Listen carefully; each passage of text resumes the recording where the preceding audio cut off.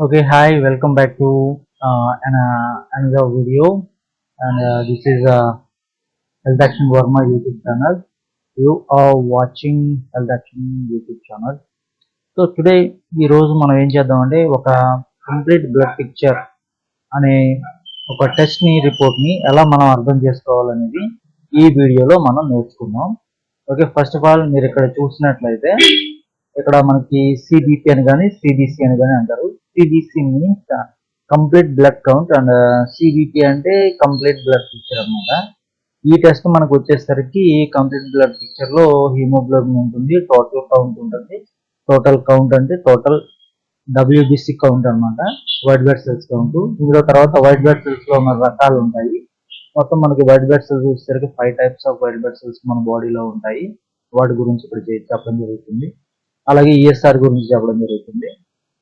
అలాగే total RBC count, platelet count గురించి చెప్పడం జరుగుతుంది. ఇక్కడ నుంచి ఇక్కడ దాకా ఉన్న టెస్ట్ ని మనం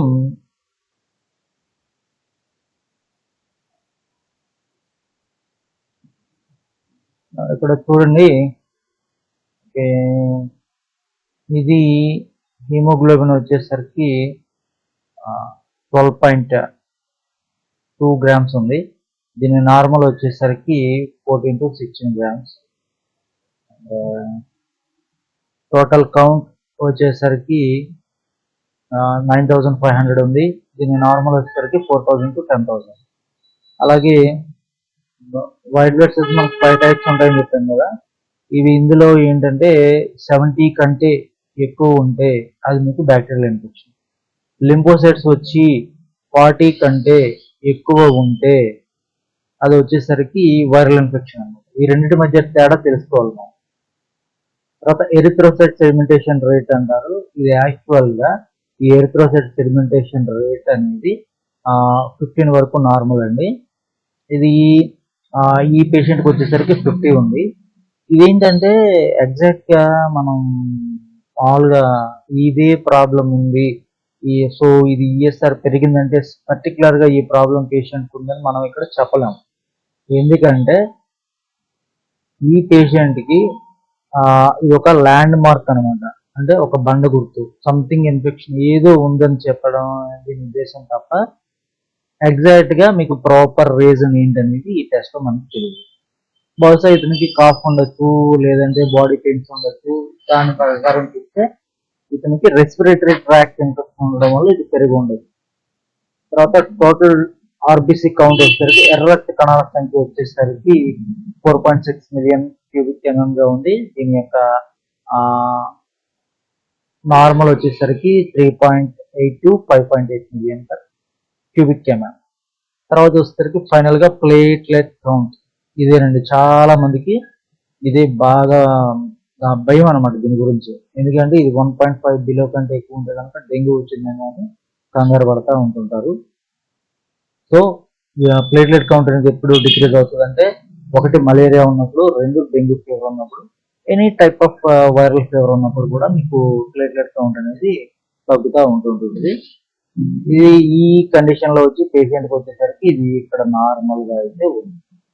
తర్వాత ఇదండి టోటల్ గా సిబిపి అంటే ఇదనమాట. సో మీకు ఇందులో బ్యాక్టీరియల్ ఇన్ఫెక్షన్, వైరల్ ఇన్ఫెక్షన్ అనేది ఎలా ఫైండ్ అవుట్ చేస్తామంటే, టోటల్ డబ్ల్యూబిసి కౌంట్ అనేది మీకు 4,000 కంటే తక్కువగా ఉంటే 4,000 కంటే తక్కువగా ఉంటే కనుక దాన్ని వైరల్ ఫీవర్ గా మనం కన్సిడర్ చేస్తాం. తర్వాత మీకున్న ఫీవరు 10,000 కంటే ఉన్న సెల్స్ 10,000 దాటిపోతే దాన్ని బ్యాక్టీరియల్ ఇన్ఫెక్షన్ గా కన్సిడర్ చేస్తాం. ఓకేనా. తర్వాత ఏంటంటే ఇంకొకటి ఏంటంటే ఇందులో ఇక్కడ క్రాస్ చెక్ కూడా చేసుకోవచ్చు. పాలిమాక్స్ అంటే ఏంటో కాదు, న్యూట్రోఫిల్స్. ఈ న్యూట్రోఫిల్స్ 70 కంటే ఎక్కువగా ఉందంటే 80, 90 ఉన్నప్పుడు కూడా బ్యాక్టీరియల్ ఇన్ఫెక్షన్ గా మనం కన్సిడర్ చేస్తాం. అయితే ఇదే పాలిమాక్స్ ఇంకా డిక్రీజ్ అయ్యి లింఫోసైట్స్ ఇంక్రీజ్ అయితే అప్పుడు దాన్ని వైరల్ ఫీవర్ గా మనం కన్సిడర్ చేస్తాం. సో ఇతనికి ఈ టెస్ట్ రిపోర్టు వచ్చేసరికి ఇది సంథింగ్ ఏంటంటే ఆల్రెడీ మెడికేషన్ అంటే డయాగ్నోసిస్ ఇన్వెస్టిగేషన్స్ కి బిఫోర్ మెడిసిన్ వాడడం వల్ల ఇది కొంచెం మాస్క్ అయింది. సో మనకి ఏంటంటే ఒక ఈఎస్ఆర్ దగ్గర మాత్రం దొరికింది.